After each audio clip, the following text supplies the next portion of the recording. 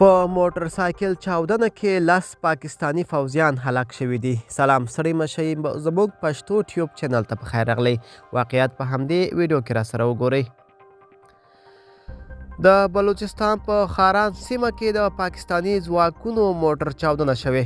د دغه پیښې په اړه د خاران پولیسو مشر نظیر ګرد رسنیو ته ویلي چې چاودنه د خاران ښار پر چیف څلور لارې کې شوې. پیښه داسې مهال شوې چې د پاکستاني ځواکونو یو موټر په سړک تېرېده.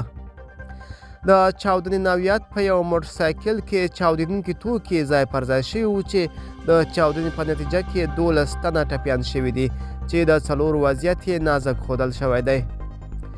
د دې چاودنې پړه پاکستاني طالبانو په غاړه اخیستې او د 10 فوجیانو د وژلو ادعا یې کړې ده. ملګرو، دا وه زموږ چمتو شوې ویډیو. د لا ښکلو ویډیوګانو لپاره زموږ پښتو ټیوب چینل سره اوسئ. تر بلې ویډیو ښه وخت ولرئ.